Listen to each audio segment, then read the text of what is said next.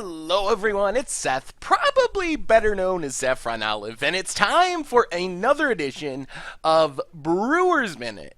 So this week, I want to take a few minutes to talk about a spoiler card that people are really hyped about, and at the risk of kind of being a party pooper or a wet blanket or whatever you want to call it, I want to talk about why I think Oath of Ajani is a bit overrated at the moment. And I think people are more excited about this card than they should be, because if you read the card, it sounds crazy. You get to pump up your whole team, things costing less, especially planeswalkers, which are so powerful and exciting. Sounds really powerful, sounds really insane. But if you really break down what the card does, I think it kind of fails under some harsher scrutiny. So, a quick reminder before we get to the card: if you enjoy Brewer's Minute and the other series here on the channel, it would be amazing of you if you could take a quick second, click that subscribe button down in the corner of your screen. It's a great way to support the channel and the site for free.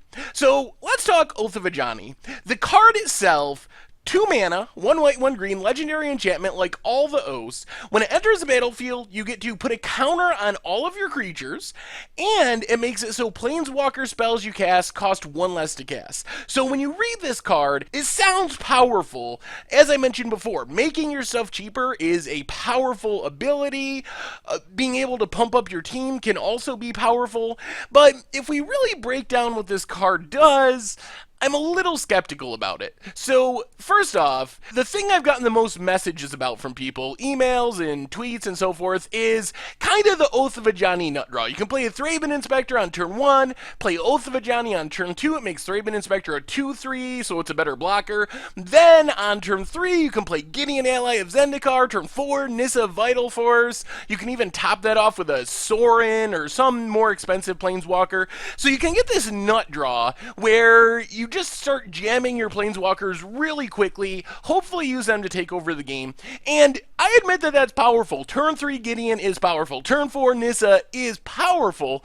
The thing is, we already got a card that does that. You can replace that nut draw and take Oath of Ajani out of the equation, replace it with Servant of the Conduit, and you can do the exact same thing. And possibly even better. Yes, you don't get a counter on your Thraben Inspector, but let's face it, it's going to chump block anyway. It's not like having a 2/3 Thraben Inspector is going to be this huge threat that's going to win you the game. It's still just going to chump something. And then you can still play your Gideon on turn 3, your Nissa on turn 4, and you have an actual creature with an actual body that can block in the late game, or maybe it can attack, or maybe you Anthem Gideon and you get a benefit from it. So I'm wondering why Oath of Ajani is better than Servant of the Conduit, and I'm not really sure it is in most situations. So if we compare these cards directly and what they do, there are situations where one's better than the other, but I think most of the time, Servant of the Conduit's just gonna be a better Oath of Ajani. So first off, Servant of the Conduit, downside is it dies to removal, which Oath of Ajani is less likely to die from removal being an enchantment. Upside is it can chump block, most obviously, but the biggest upside is you can use Servant of the Conduit to cast other things you want in your deck. So maybe if you're 100% Planeswalkers, Oath of Ajani is fine, but most of the time in your Planeswalker deck, you're going to want to put up some defense, play some creatures, and Servant technically makes your Ishkano 1 cheaper to cast, your Tireless Tracker 1 cheaper to cast, your Archangel Avacyn 1 cheaper to cast.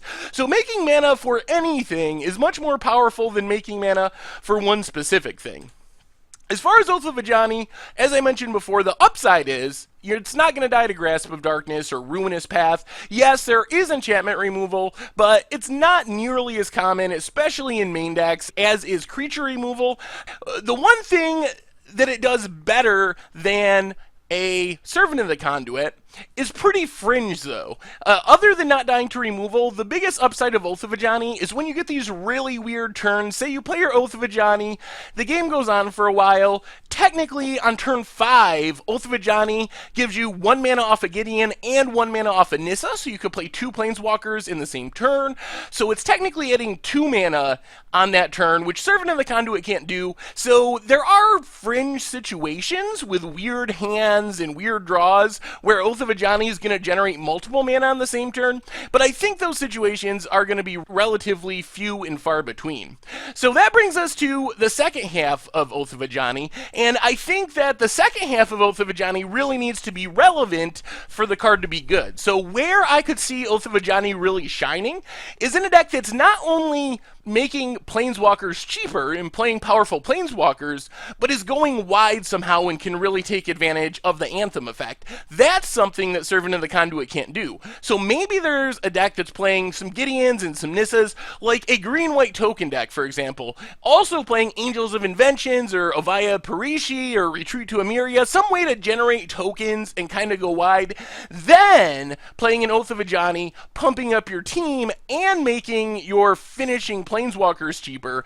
That is a real argument for Oath of Ajani, because Servant of the Conduit can't do that. It's not going to pump up your team, but you need to be playing a deck that can take advantage of the upside. If you're just playing a relatively normal deck, I don't think putting an extra counter on your plant token from your Nissa or your 2/2 from Gideon, I don't think that's enough of an upside to make me want to play Oath of Ajani over a Servant of the Conduit, especially with the benefits of Servant, casting non-planewalker spells.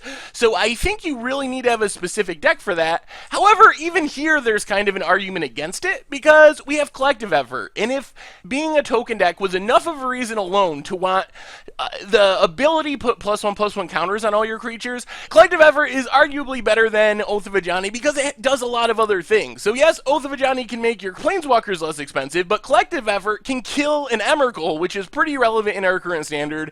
It can pick off a Fevered Visions, which is also somewhat relevant, and the cost of that is 1 more mana plus tapping creatures, and if you're going wide, that's probably okay. You can probably afford to tap a creature anyway, and Collective Effort hasn't really seen any play so far in Standard. It's been essentially completely unplayed in our current Standard format, which I think is another vote against Oath of Ajani. So for me, I think the bottom line is this. Oath of Ajani is very likely not as good as it looks. This is not an Oath of Nissa that you're going to just play in any deck with Planeswalkers. I think this is more a Oath of Gideon, where maybe there's a specific deck that wants it. It actually works pretty well with Oath of Gideon, since Oath of Gideon gives you creatures, but I think you really need a specific deck. So I think to make it good, you have to have a deck where you want both of those things, and in some cases, maybe you have a hand that's Planeswalker heavy, and you just slam Oath of Ajani on turn 2 as a pseudo Servant of the Conduit. On the other hand, maybe you hold it in your hand if you have a creature or token heavy hand and play it in the late game to pump up your team. But I think you need a deck that can really take advantage of both halves of it, which means I'm not especially interested in the Super Friends lists that I've been seeing, where you're just Oath of Ajani on turn 2, slam Planeswalkers fast. I really think you're better off playing a Servant of the Conduit or another 2-mana Ram spell if you are playing a Super Friends deck. And if you're playing a tokens deck, there's an argument that you just want to be playing Collective Effort or something like that. So you really need both halves, and it takes a really specific deck. So as you brew around Oath of Ajani, keep this in mind. Don't just slam it in Super Friends. Don't just slam it in a go wide token strategy, because either half of Oath of Ajani, there's other cards that does the same thing better. Collective Effort is likely better at putting counters on things. Servant of the Conduit likely better at casting your Planeswalkers for 1 less mana. So you really need to take advantage of both halves for Oath of Ajani to be worth putting in your deck over the other options that are available.